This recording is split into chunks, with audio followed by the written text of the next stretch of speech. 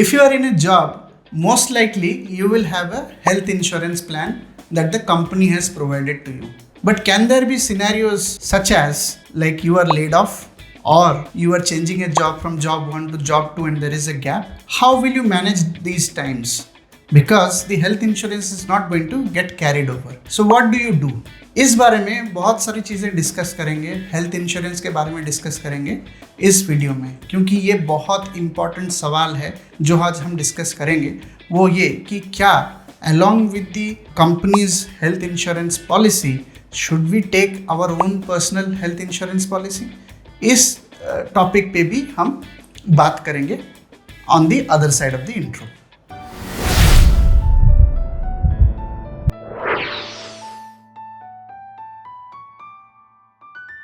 I am not an insurance advisor, but yes, I have experience in buying these products, knowing these products and understanding these products. So what I'm going to do is I'm going to share my knowledge about what I have learned in this product, about these products, and this is going to be my point of view.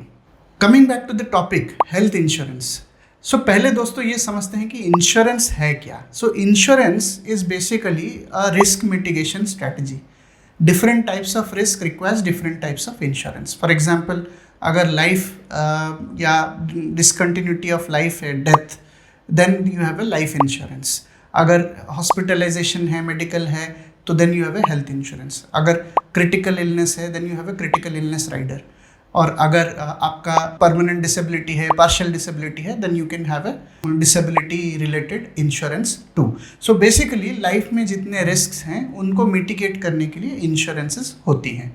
Honestly speaking, of all the types of insurances that I have come across, I have found in working professionals, the knowledge about health or medical insurance is the lowest. क्योंकि ये product भी थोड़ा complicated है, लोग ज़्यादा समझ नहीं पाते और समझना भी नहीं चाहते to some extent. So in this video, in the first part we will talk about health insurance, some of the aspects about health insurance, and then in the second part we will discuss more about whether we should take a personal health insurance along with the company ones. So let's talk about the health insurance. तो यहाँ पे कुछ 4-5 चीज़ें मैं आपके साथ discuss करूँगा. सबसे पहला पॉइंट जो हेल्थ इंश्योरेंस के बारे में मैं बात करना चाहता हूँ कि इसमें सम इंश्योर्ड कितना है.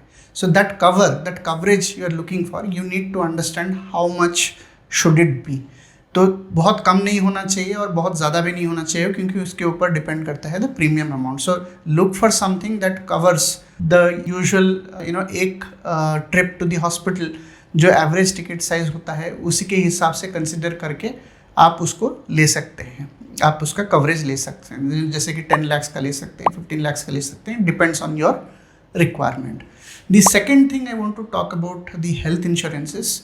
द हेल्थ इंश्योरेंस में एक एस्पेक्ट आता है कि उसमें जो कवर्ड डिजीजेस हैं उसमें से कुछ डिजीजेस के एक सब लिमिट होती है. मतलब there is a certain amount beyond which the insurer is not going to pay. चाहे आपके प्रोसीजर में बहुत उससे ज़्यादा पैसे लगे हों, but there is a upper limit to the amount that they are going to reimburse to you for a certain types of procedures. Number 3, insurance policies में प्री एग्जिस्टिंग डिजीजेस कवर नहीं होती है. जैसे डायबिटीज़ या heart related जो disease होती हैं वो डे 1 से कवर्ड नहीं होती है. Generally there is a cooling off period, 4 साल की यूजुअल कूलिंग पीरियड रहती है. 4 साल के बाद this diseases starts getting covered.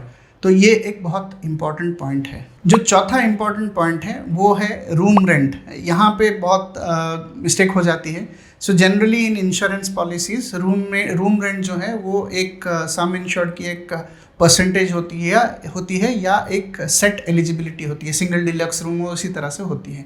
तो यहाँ पे जब आप इंश्योरेंस पॉलिसी ले रहे हो, हेल्थ इंश्योरेंस पॉलिसी ले रहे हो, you have to be very careful कि रूम रेंट के रिलेटेड क्या क्लॉज हैं. सो मैं आपको एक एक्सपीरियंस बताता हूँ.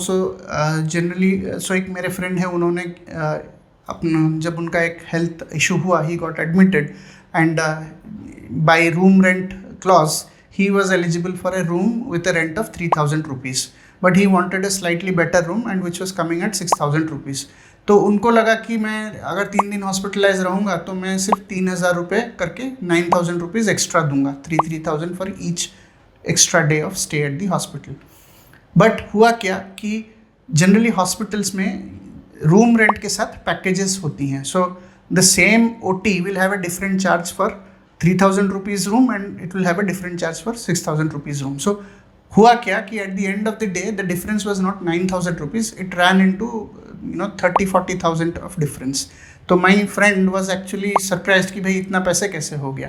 और ये जो है ये अगर आपने रूम रेंट की लिमिट एक्सीड करी, you will not get reimbursed by the insurance company. So ये बहुत इंपॉर्टेंट फैक्टर्स हैं. और भी बहुत सारे फैक्टर्स हैं. I will not talk a lot about these factors, but what I am trying to tell you is when you take a health insurance product, do the due diligence. सारे clauses समझ लीजिए, क्या covered है क्या नहीं है, post medical as a post operation, pre operation क्या covered है, सारी चीज़ें समझ लीजिए और फिर उसके लिए एक डिसीजन लीजिए. Now we'll come to the main important question of the video, which is should you take a insurance policy in your name, personal insurance policy, if you are already working in a company and that company has a health insurance policy for you. मैं अगर अपनी बात करूं, I have taken a policy because I wanted to fend for myself in those days of uncertainty.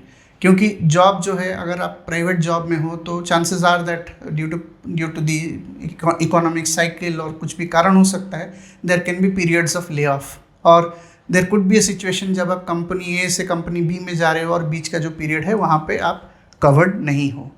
तो ये जो periods हैं, ये अनसर्टेनिटी जो है, इसको आप रिस्क मिटिगेट कर सकते हो by taking a personal insurance. The second thing about the health insurance that companies provide, एक बहुत इंटरेस्टिंग चीज़ है कि कुछ कंपनीज जो हैं वो आपको अलाउ करती हैं, अगर आप ले ऑफ हुए हो तो 3 मंथ्स के लिए आप अपना उनका जो कंपनी पॉलिसी है उसको यूज़ कर सकते हो, but after 3 months it ceases. कुछ कंपनीज हैं जो आपको अलाउ करती हैं कि आप अपना इंश्योरेंस पॉलिसी पर्सनल लेवल पे पोर्ट कर सकते हो. So that's another option that some companies provide, but there is no general rule और this is not like a law that every company has to comply to it. ये हर एक company की अपनी पॉलिसी होती है. अगर आप इस कंपनी में हो जहाँ पे ये ऑप्शन है कि आप जब छोड़ो कंपनी को तो आप उस पॉलिसी को पोर्ट कर लो, तो मेरे हिसाब से ये एक अच्छा ऑप्शन है. क्योंकि एक तो अगर आपकी कोई प्री एग्जिस्टिंग डिजीजेस हैं तो वो कंपनी जितना दिन आपने सर्विस करा है उसके अंदर वो कवर हो जाता है. So your counter doesn't reset, it starts from where it has left. तो 2 साल अगर काम किया है तो वो कूलिंग ऑफ पीरियड 2 साल काउंट हो जाता है और उसके बाद से चालू होता है. बट हाँ, उसमें प्रीमियम थोड़ा सा ज़्यादा आएगा क्योंकि आप पहले ग्रुप हेल्थ इंश्योरेंस में थे और अभी आप इंडिविजुअल हेल्थ इंश्योरेंस में आ जाओगे. So it's a different rate that you would have to negotiate, but nevertheless this is a very good option if you have some pre existing diseases. जो तीसरा पॉइंट है about taking a personal health insurance, it gives you tax benefit up to 25,000 under section 80D. तो ये एक और point है जो favour करता है कि आप अपना पर्सनल इंश्योरेंस लें. लेकिन मेरे हिसाब से out of the 3, I think the most important point is it basically gives you a risk mitigation about your uncertain times. शायद पीरियड ऑफ ले ऑफ हो या ट्रांजिशनिंग पीरियड हो, इस पीरियड में आपको वो बहुत हेल्प करता है, in an unfortunate event of you getting hospitalized. So this was my point of view, what I have done with health insurance in my life, in my career. I think you liked, I hope you liked what I said today about this important topic. अगर आपको ये video पसंद आया तो don't forget to like, subscribe and share with someone who may need it. इस channel को देखते रहिए और if there is any topic that is of concern to you or you want me to speak on it, write in the comment box and I'll make a video out of it and we can have a discussion about it. Thank you so much for watching this video.